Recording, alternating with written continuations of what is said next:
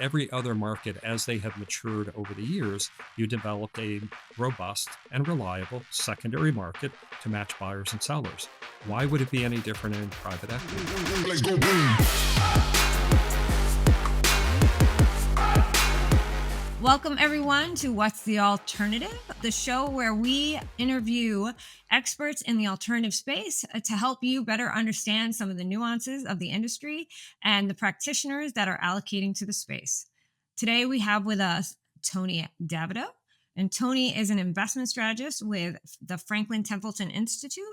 Specifically, he is responsible for leading their efforts as it relates to alternative investments, developments, and strategies, as well as to provide the team at Franklin Templeton an idea of what's going on in the space so that they can be ahead of the trends and understand what advisors and their clients are looking for in the space. So with that, welcome, Tony. It's very nice to have you here.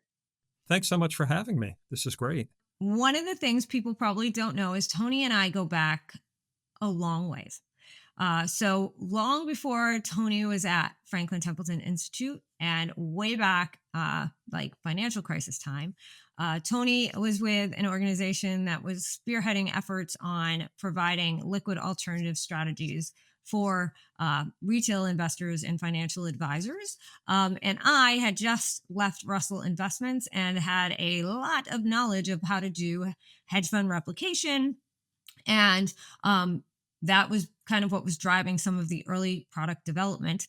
So we met at a road show a million years ago for that firm. And, I've followed him ever since. And I think it's kind of a mutual thing. And we're both very involved in the Kaya Association. So when we reconnected recently, I thought I had to have you on the podcast. And so I'm really excited to have you here because you really are one of the foremost experts in understanding trends in the liquid alt space, but also, you wrote a book about, private markets and private equity and private debt and the whole nine that I'd love to touch on sort of, your experience in researching that book and what you found there. But let's just start with how you got into the alternative space and sort of how your career has evolved. Yeah, it's interesting. And I think as I mentioned to you, writing a book is somewhat of a cathartic experience because you really refresh all of your views on things and you kind of go back in time and start to realize that I've been writing this book for 40 years. I just didn't really realize it because I leverage a lot of the experiences I had with my first job working for a family office where we were big allocators to private equity and private real estate. That was a big part of our portfolio because, of course, there we're thinking multi-generational wealth. We were thinking about allocating capital to our charitable foundation so we could fund causes that we care deeply about. So I really began with my first job in the industry, focused on alternative investments and was fascinated by the private markets and what they could provide, ultimately from a wealth perspective, but also giving the ability to give back and to do the things that you care about, which I think is a missing thing. And Shana, we'll probably talk about that a little bit. I think alternatives sometimes get a bad name, but alternatives are just different ways of getting exposure to the capital markets. And they can allow you to do different things with your wealth because they provide different experiences over time. So I started with a family office, which I think really gave me some great foundation.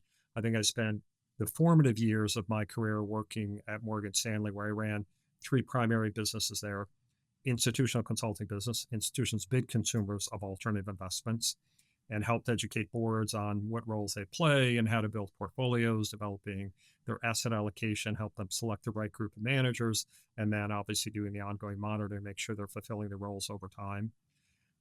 After building a business from scratch into a pretty sizable business at Morgan, I was asked to run a little business that we just acquired called Greystone, which is a multifamily office boutique. And really what we got with Greystone was access to third-party due diligence or research on hedge funds and private markets. And to Morgan Stanley, that was a really important juncture for them because it really provided open architecture where prior to that, we had great traditional third parties, but most of our alternatives were internally grown.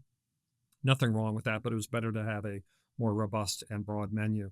And then at the end of my tenure, I was asked to run sales and training, largely because I had the experience and largely because the firm wanted to help elevate the skills of the advisors so they could use these more complex tools in a more sophisticated way. And I think that's after leaving Morgan, I joined a little startup, and then I was a strategist at firms like Guggenheim and Schwab. And I think, like you, I have been in the industry writing and talking about alternatives.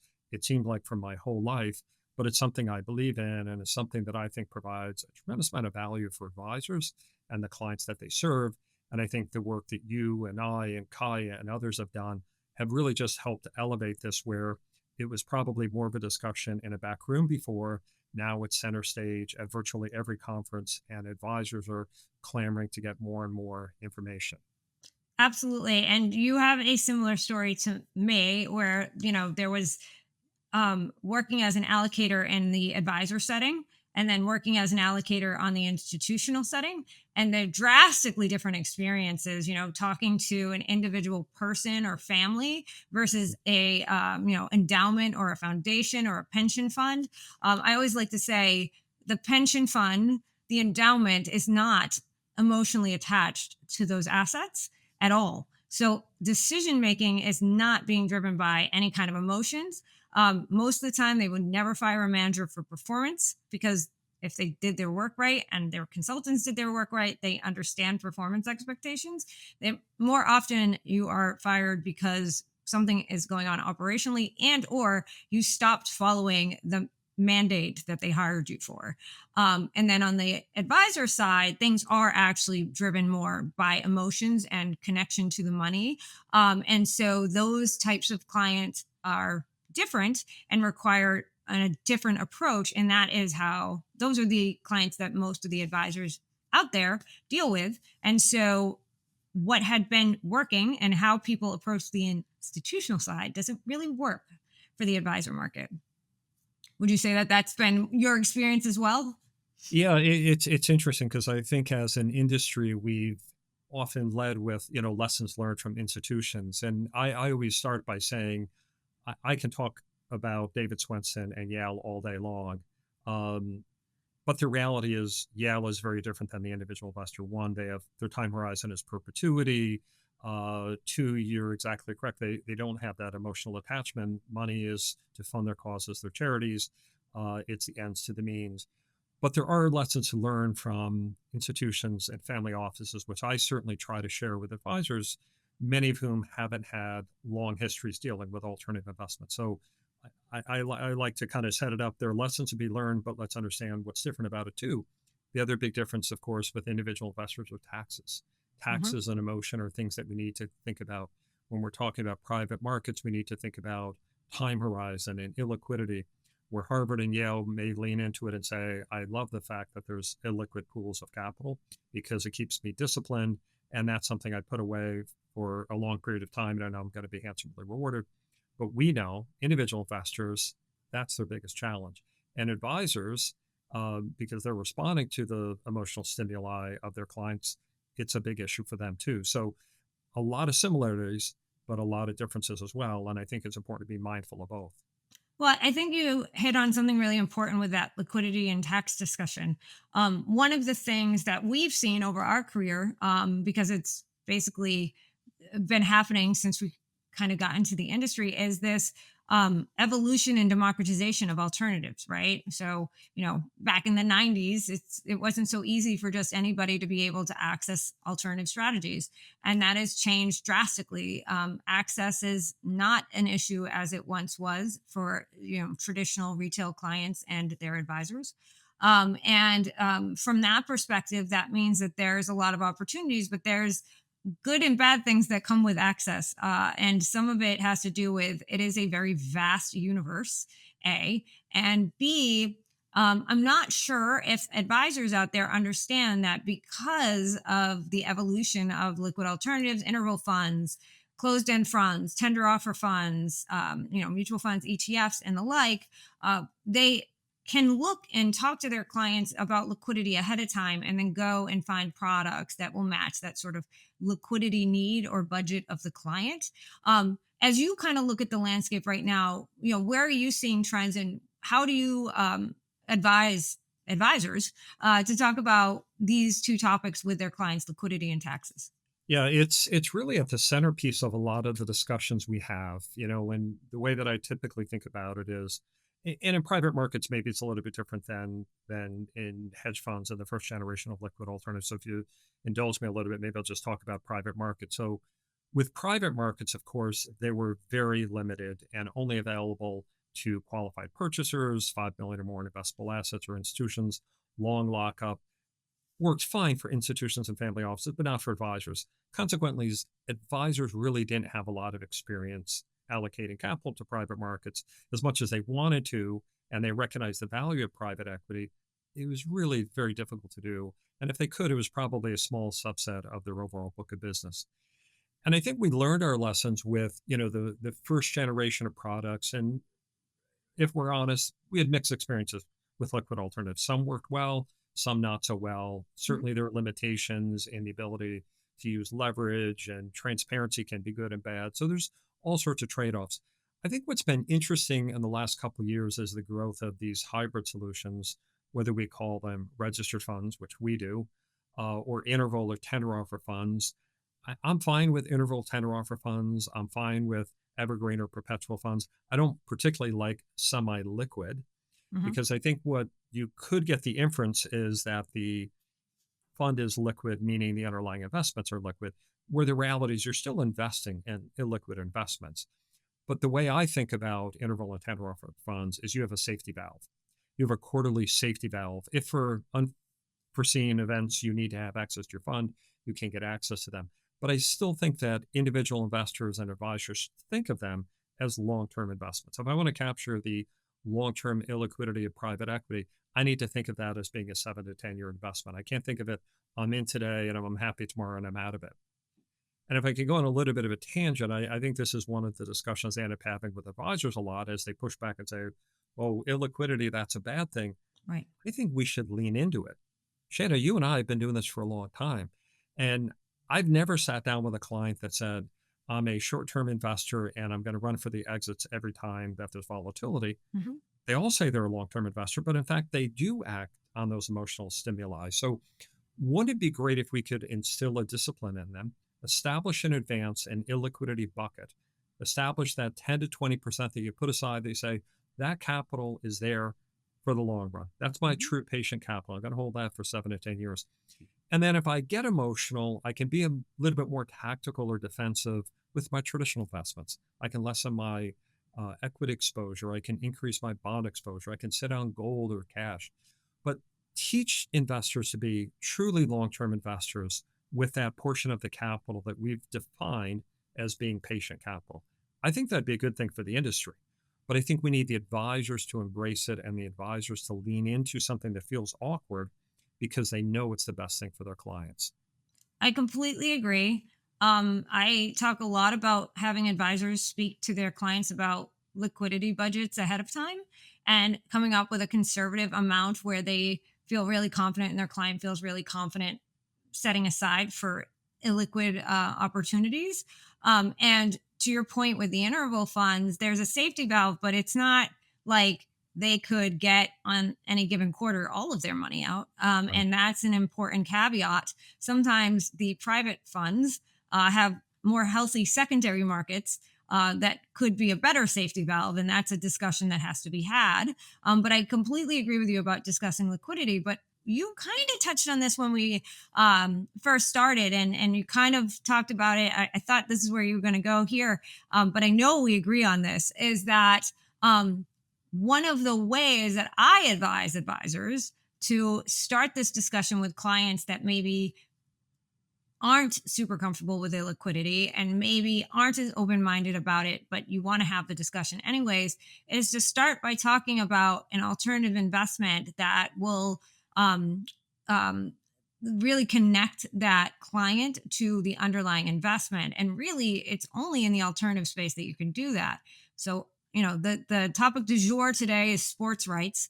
That Mm. gets people excited. And nobody cares about liquidity if you tell them about a sports rights fund. But there's things like wine funds, Yep. and there's things like workforce housing. If somebody's really passionate about improving community development to make housing affordable, there's community redevelopment types of real estate.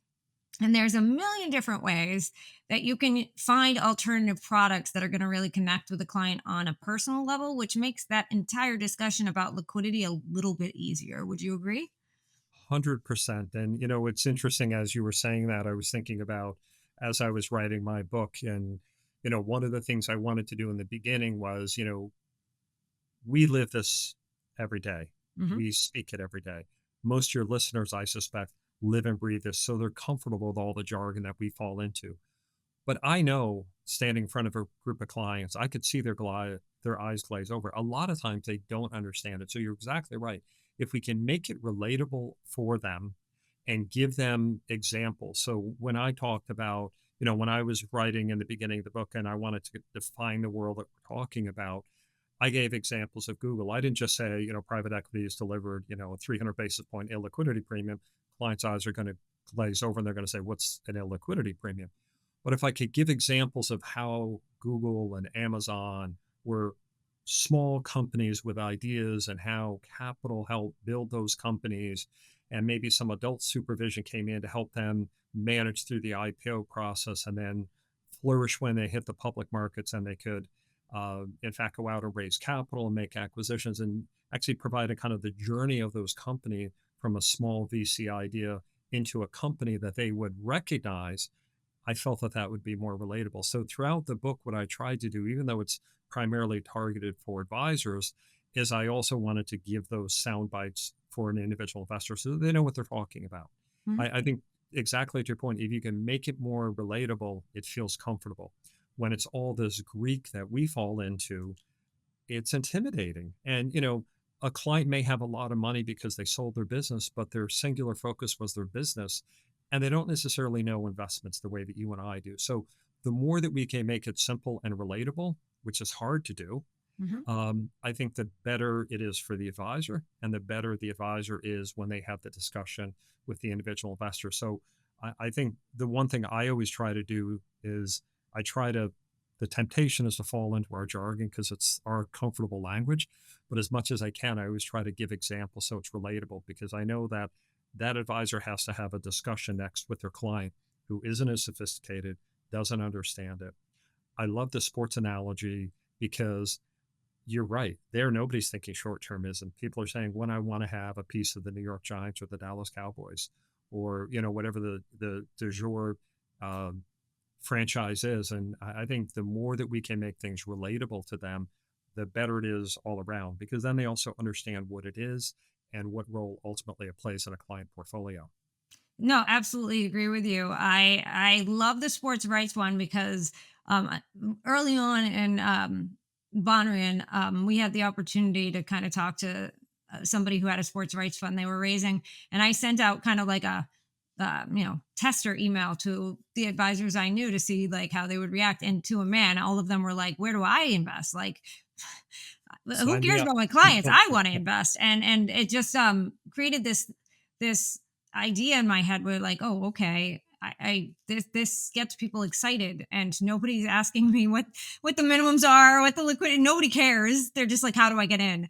And it made me think that your average client is going to not want to sell their sports rights position that has the Boston Celtics in it, which might be their favorite team because they've already bragged to all their buddies on the golf course how they're a minority owner in the Celtics, right?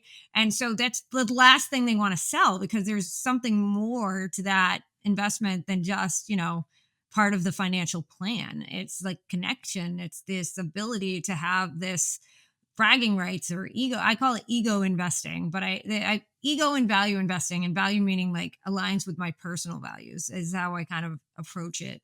But you're absolutely right in that respect. It makes those conversations easier. And then one of the things we do at Bonrian is all of our asset managers that are partners on our platforms, we create storyboards for. To your point, because Yeah. we want the advisors to have a good story and know how to tell the story consistently using plain language and not a lot of jargon. They're essentially business development and sales tools. But to your point, it's a lot easier, and there's a comfort level that comes from being able to tell a story and not this is the minimum and this is the lockup and this is the potential. It makes it more tangible, I think. I agree. I think if we as an industry could collectively just understand that we lose clients if we start speaking up here. We need to bring it down. We need to make it relatable. We don't have to show them or tell them that we're intelligent. They understand that. We need to show them and tell them what value this has in their portfolios, how the investments work. I think about private markets really as no different than public markets. It's just a different place in the cap stack and the capital structure. And at the end of the day, I think that we need to simplify it so investors understand what they're investing in, what role it plays in the portfolio, Mhm. why they have it there. Can they measure the results, which I know you're something you're very keen on? Can we measure, is it doing the job it's supposed to do in the portfolio on an ongoing basis? And then ultimately, we get them thinking about the whole portfolio rather than, how come my one manager didn't outperform the S&P 500? Maybe they're not designed to do that. Maybe it's a private credit manager because we want to have more income in our portfolio and we want to diversify away from our traditional holdings. So the more that we can get everyone kind of moving in the same direction, and that's why I think your podcast is such a great thing. You can reach a great audience. You can give them this simplified sort of way of looking at it. But I think it's an industry challenge. And the one thing that I find comforting is it seems like we as an industry are all waking up that we're all in this together. Yeah, and this I think is a really good segue. When we were talking about liquidity, and then you started talking about like private credit and why we might own something like that. I always like to tell advisors that you got to kind of think about, what the big picture is here, right? So when something is illiquid, that also tends to make it less efficient, right? So the greatest rewards and returns typically come from the place where there's less price discovery, and illiquidity is a place where there's less price discovery because you're not constantly by the second getting bids and asks. That's just not how it works.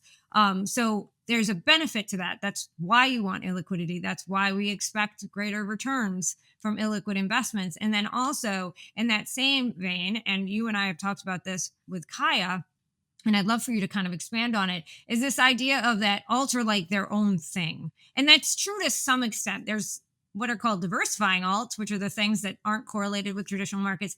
But then there's just private markets that have less efficient markets, less price discovery, greater opportunity for excess returns, but they're not really diversifiers. I think if we just think about the public market has been shrinking pretty dramatically, right? It's 4,000 companies, half the size that it was a decade ago, right? Mhm. It's shrinking, and the reality is it's really historically it's been dominated by a handful of stocks, right?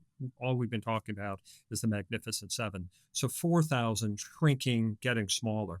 Private markets growing and getting bigger. And if I just do a compare and contrast, the private market today, so private companies, there are 19,000 private companies with 100 million or more in revenues in the US alone. So 90% of the market is private. Real estate, 90% of the real estate market is private. Publicly traded REITs are a small fraction of that. That's 10%. So again, there's this growing pool of private companies, but you're right that they're not all great. There's definitely a skill in selecting those great companies. And I'd argue something that I think as an industry, we sometimes gloss over. The easy sort of button is to say we focus on returns. A private equity has historically outperformed public markets, and that's it. And then we think that's good enough when we walk out of the room. I think the reality is we need to explain to clients why we think that is. And part of it is, as you're pointing out, there's less information, which means there's more skill in identify a really exceptional company and maybe helping them along the way. So I'd argue that what doesn't get talked about enough is a private equity fund invests in a young company, and let's just say they're going to invest in a handful of companies because we know that some of them will fail.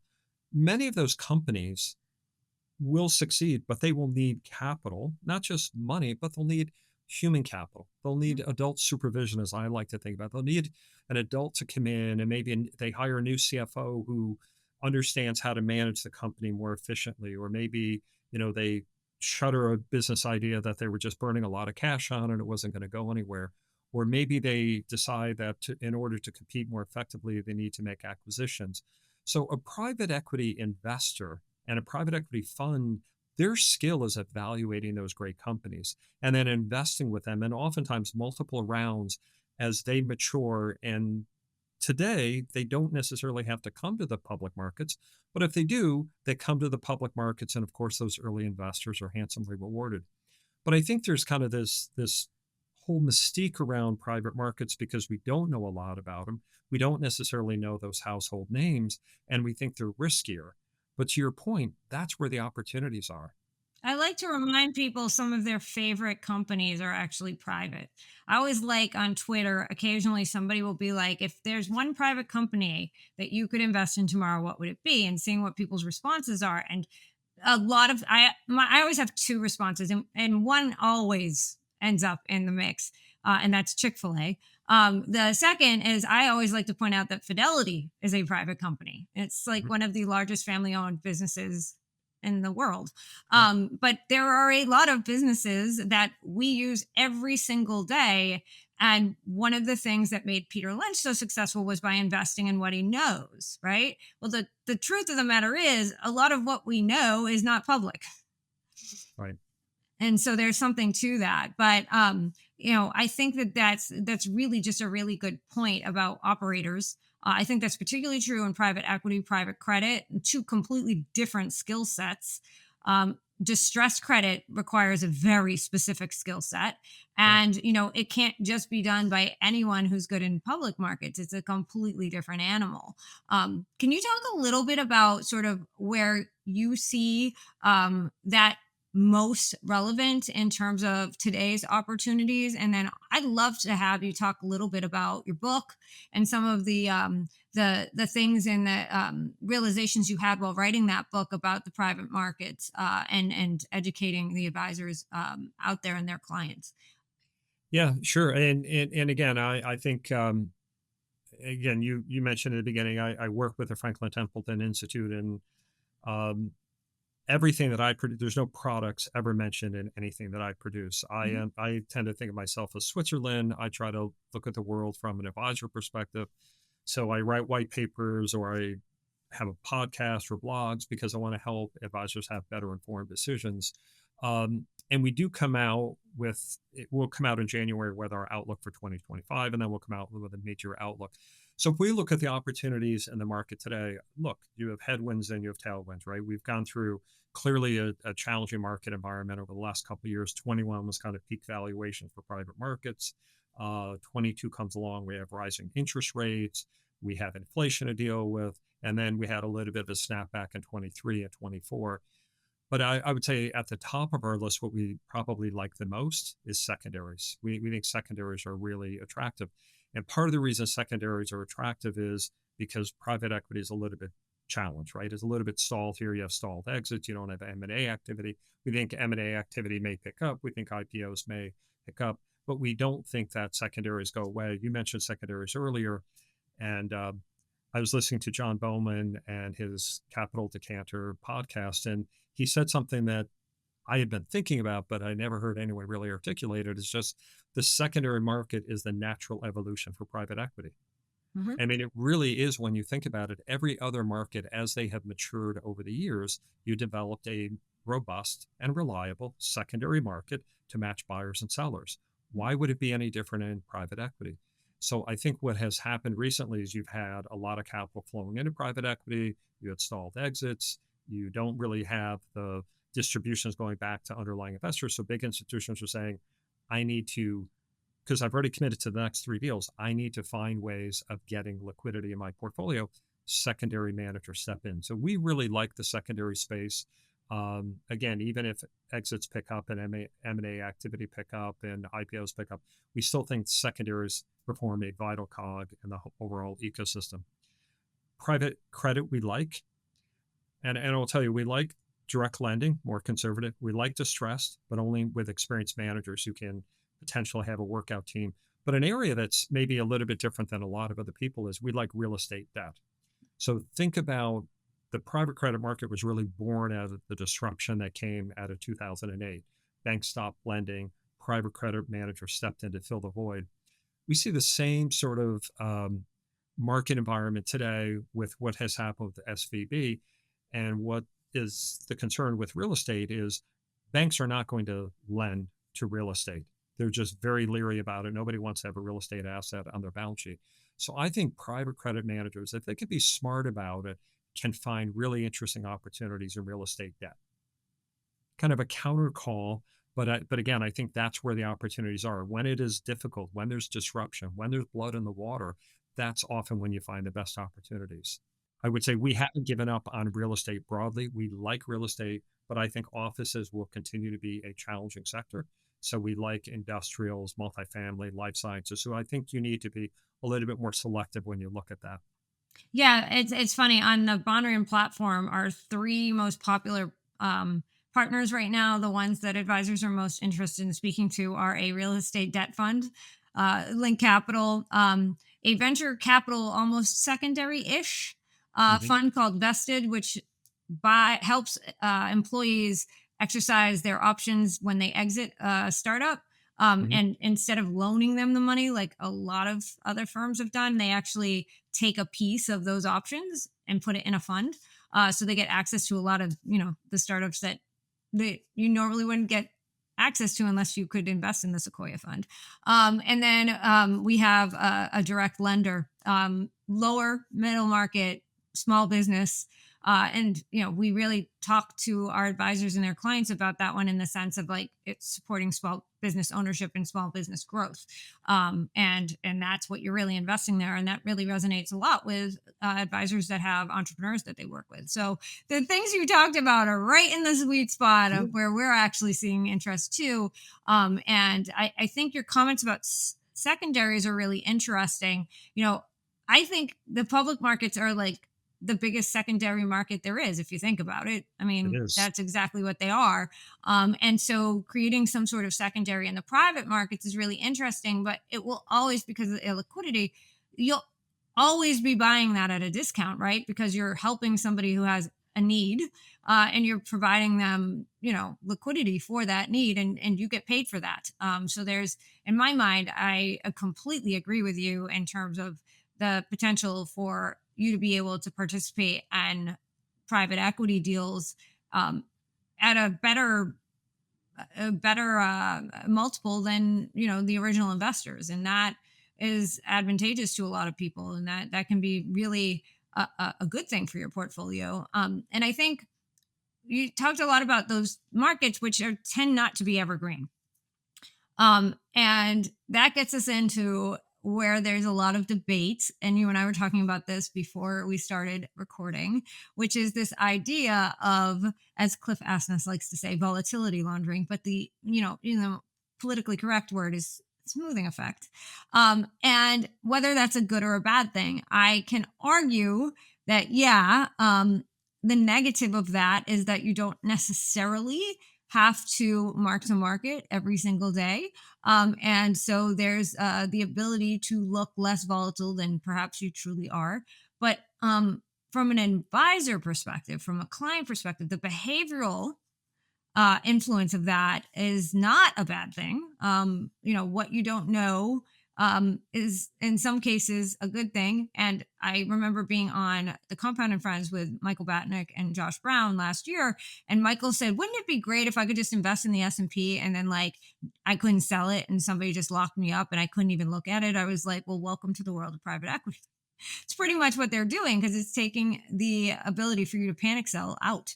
And I think that that's really interesting. But I'd love to get your thoughts on this idea of the smoothing effect. And I'm going to call it the smoothing effect, and kind of how advisors can talk to their clients about this idea of the fact that it doesn't mark to market every day, but that doesn't necessarily mean it's less volatile. It's just you don't actually experience the volatility. Yeah, I think it's something as an industry, I think we need to kind of figure it out a little bit better. So I will admit that mark to mark probably understates volatility. Hmm. I just don't know how much.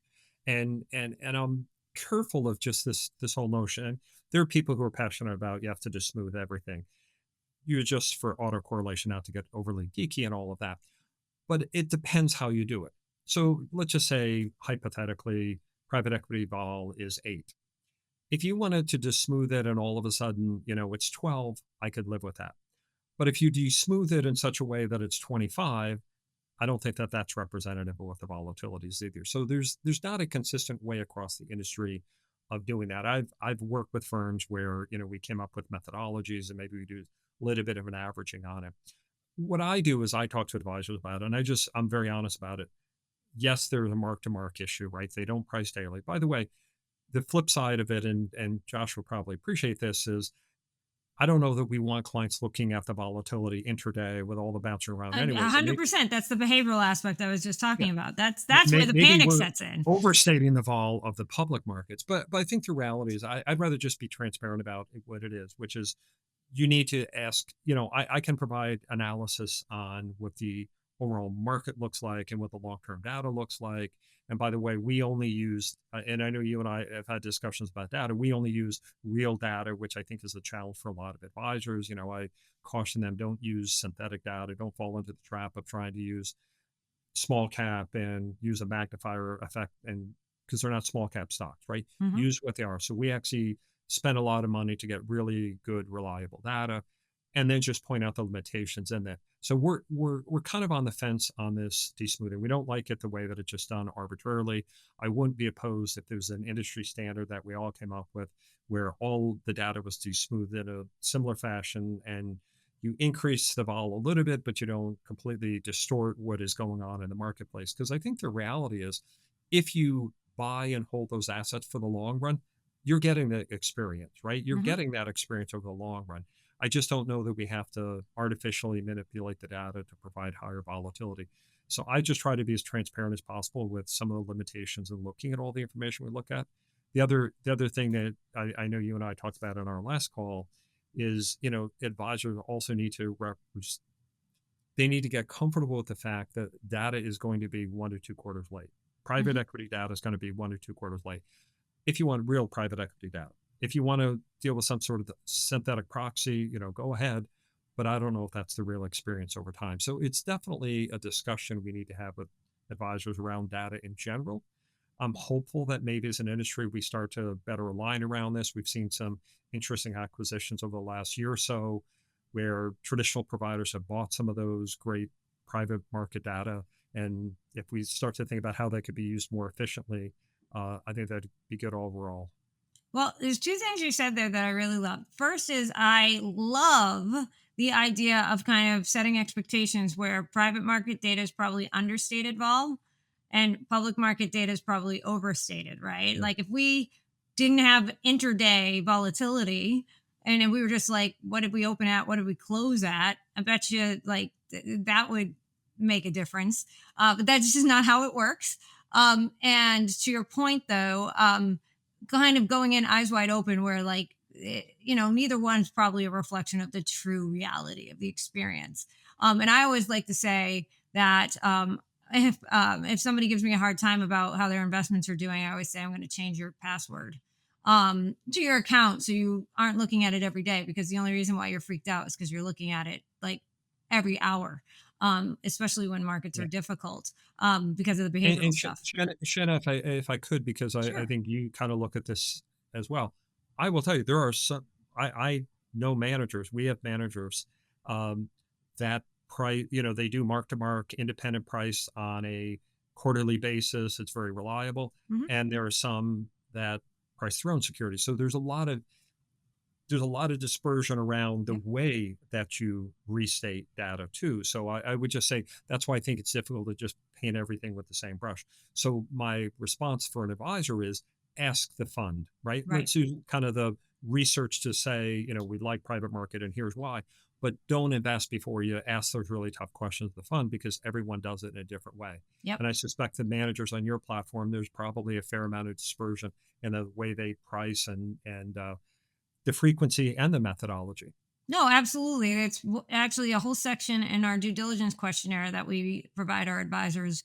Any manager on our platform, we complete the due diligence on, and we provide that due diligence directly to the advisors at no cost. So they get a DDQ and a DDR. And in the DDQ, there's an entire section about pricing methodologies.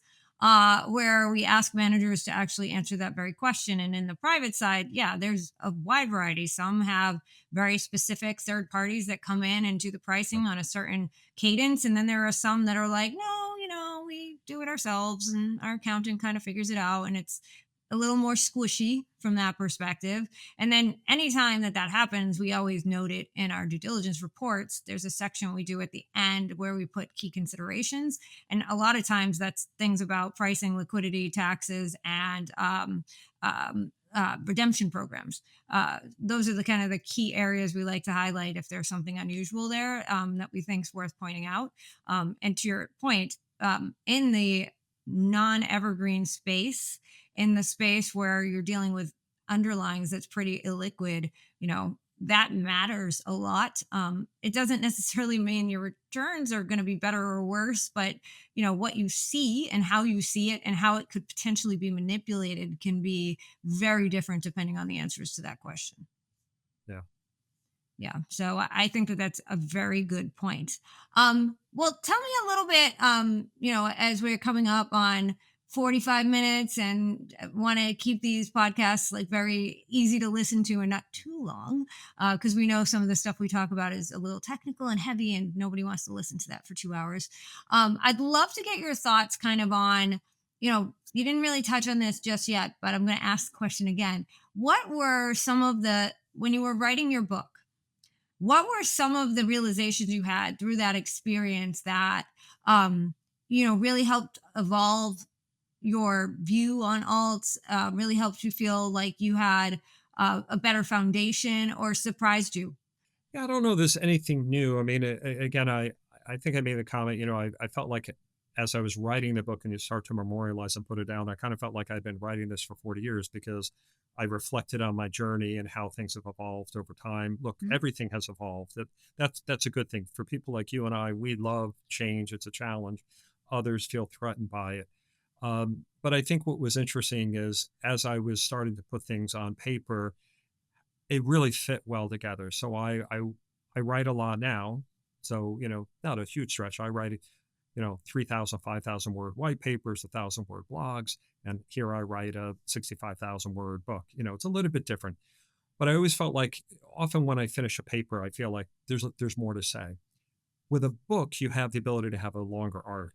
So I can have a deep dive. I have a whole chapter on secondaries. I have a whole chapter on TPA, a topic that you and I spoke about. Mhm. I have a chance to have kind of a deeper dive on this. I have the ability, because it's a little bit longer, to use more case studies to illustrate, those examples I gave earlier about using Google and Amazon to illustrate kind of the journey that you go on from VC to reaching the public markets and how private equity managers come in to help kind of fuel that growth over time.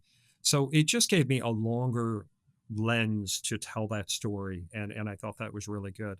And then as you get towards the end of the book, I didn't want it to just be a regurgitation of what happened. So my last three chapters are kind of peering into the future, which was to me the most fun part because you and I probably think about it every day. And probably the people that we all know collectively, we're always thinking about what does the next decade look like and all of that. But when you put it down on a piece of paper, now I'm actually going to be held accountable for it. So, I'm thinking through a lot of these thoughts and I bounced ideas off a lot of our mutual industry friends to get them.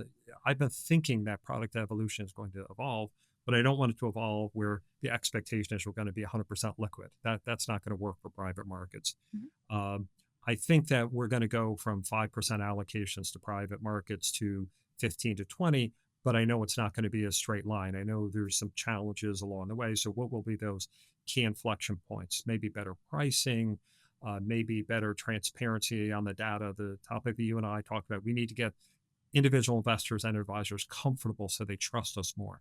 So at the end, when I was trying to tie it together and think about, well, how do I get to where I think we need to be? And what are some of the key inflection points? That was really kind of fun exercise for me to go through because I think we can all imagine 10 years down the road, but it won't be a straight line. There's going to be regulatory sort of issues we're going to have to overcome. There's going to have to be some better education of advisors and investors. We Mhm. spend a lot of time talking to advisors. The investors still need a lot of help, right? They feel Yeah. intimidated. And if they feel intimidated, it feels riskier. So we've got to get them comfortable with it as well. So it was kind of a great journey to go on. And as I'm thinking about all of this, I just realized it had been something I had been thinking about. This is my second book, but this felt like it was kind of my whole career kind of wrapped up. Yeah. So before we let you go to enjoy the rest of your day, I want you to answer two questions for me. Number one, we're going to include links to your book in the show notes because I think it's a tremendous resource. And any advisor out there interested in understanding some of the basic tenets of the space, this is a great resource for you. But secondly, what other resources do you recommend for advisors? And third, how do advisors connect with you to get your research, to listen to your podcast, and so on and so forth? Where can they find you? Yeah, so and a couple of those are connected. So you can go to Alts by FT. We have a knowledge hub. The knowledge hub is just dedicated to my white papers and my blogs. You can sign up for my podcast in there, Okay. or you can reach out to me on LinkedIn. As you know, I post a lot. Mhm. um, and the beauty is like you, Shanna, I'm on the road all the time. So I love like being at a conference and having somebody run up to me and says, "Hey, I listen to your podcast. I learned a Yep. lot." And if you learn a lot from the podcast, it's because I have great guests. I mean, I figured that out a long time ago. But outside resources, other than the stuff that we produce, which is a lot, like you, I'm very close with the folks at Kaya. I think they're doing a terrific job. I'm really excited about how they're starting to focus more of their energies on the wealth channel. That's a good thing. I've also been involved in the Investment and Wealth Institute for many, many years. I was the editor of the Monitor, which is their publication that goes out to the 20,000 members. And I know there's a lot of really great content in there. But I think the beauty is, I think today there's more and more information out there that isn't by my fund. It's really how do we collectively have better discussions with clients about this ever-changing world, these great tools that are really important for helping our clients achieve their goals, dreams, and aspirations. Yep, I completely agree. It's part of what drove me to start Bonrian, and it's sort of a key component of everything we stand for starts there. You know, having been an advisor myself when I started in the industry, and then having worked with REAs over the years, it just to your point about I think we go from 5 to 15 or 20, but it won't be linear. I very much agree with you, but I think the way we get there is to remember that we're not trying to sell product. That if we really want to go from 5 to 20, it's going to be about really making a case for why this needs to be in client portfolios, and then making it available to as many clients as possible because advisors want to have consistency in their exposures across their book of business. And the only way that happens is if we find new and innovative ways to provide access. But to your point, the regulators are always going to kind of be there to, in some ways, prevent too much access from happening in a space that is complex at the end of the day. Well, Yeah. I want to thank you for your time. We will put links in our show notes to all of the resources you just referenced. I do highly recommend listening to Tony's podcast and reading his research. I am a big consumer of your research. I think it's very good. It's very aligned. Obviously, you and I have gone through the industry through the same time period and the same evolution in many ways. So I relate to it. And so we'll put that in the show notes, and really appreciate the time you took to meet with us today. Thank you, Shanna. This is a real pleasure. Well, thank you everyone for joining us. And as always, if you like this episode, please make sure to like and subscribe. We would love to get your feedback on guests that you might be interested in having on the podcast. So please don't hesitate to reach out. But until next time, I'm Shana Orzik-Sissel, founder and CEO of Bonrian Capital Management. And thank you for listening to What's the Alternative? Let's go boom. The opinions expressed on the What's the Alternative podcast are for general informational purposes only and are not intended to provide specific advice or recommendations for any individual or in any specific security. This is only intended to provide education about the financial industry. To determine which investments may be appropriate for you, consult your financial advisor prior to investing. Any past performance discussed during this podcast is no guarantee guarantee of future results. The guests featured on this program are participants on Bonrian Capital Management's platform. As such, Bonrian may receive payment for their participation as a platform partner. Any indices referenced for comparison are unmanaged and cannot be invested into directly. As always, please remember investing involves risk and possible loss of principal capital. Please seek advice from a licensed investment professional. Investments are not FDIC insured, nor are they deposits of or guarantees by a bank or any other entity, so they may lose value.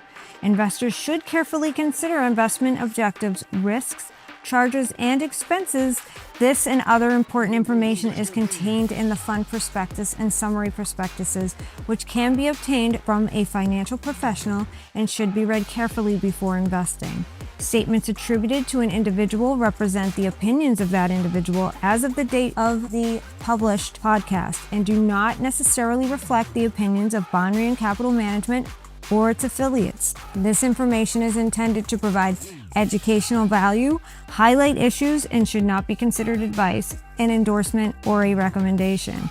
All Bonrian Capital trademarks mentioned are owned by Bonrian Capital Management, Inc., an affiliated company, or its funds. All other company and product names mentioned are the property of their respective companies.